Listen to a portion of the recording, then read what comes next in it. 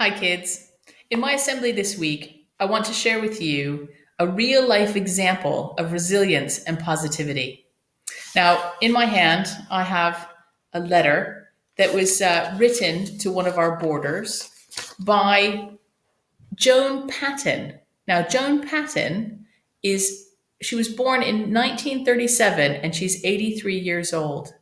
And she wrote to one of our boarders to explain what life was like during World War II.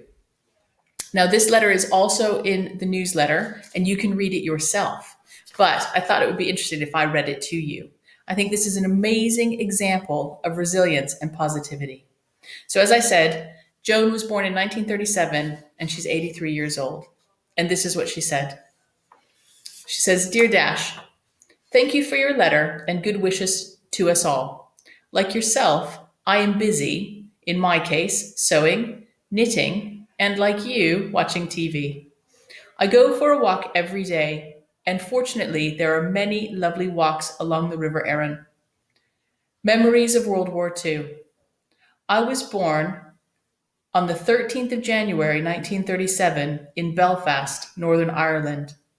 We lost our home in the Belfast Blitz, Easter, Tuesday, 15th of April, 1941. We sheltered in the space under our stairs, my mother, grandmother, and we three children. We were fortunate to survive because Belfast suffered the greatest loss of life in a single raid outside of London. 900 dead. Northern Ireland has played a part in both world wars. My grandfather was killed on July 1st, 1916, in the Battle of the Somme, leaving a wife and 7 children, one being my father. In World War II, my father was in the Royal Air Force, serving in North Africa. My mother was alone with 3 of us during and after the Belfast Blitz. I remember nothing of VE Day celebrations. We had been given shelter in a small village outside of Belfast, but I do remember my father being demobbed in 1946. I had to get used to this strange man coming into our family. However, because he had no opportunity to get a formal education, he ensured that we did. So we all survive and make the best of every situation.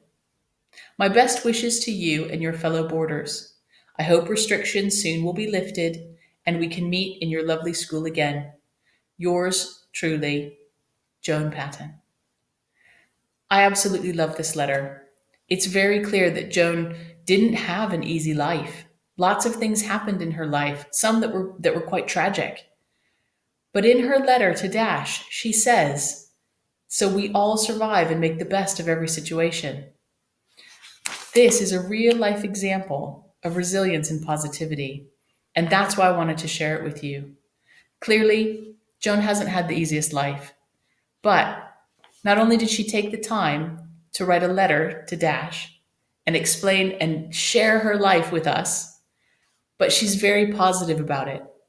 I think sometimes when bad things happen, it's very easy to go, grump, grump, grump. Oh, poor me, poor me. But if you feel like that, I want you to think about Joan. Okay? I want you to think about Joan, who lived she lived through World War II. It wasn't easy, but she made the best of a tough situation.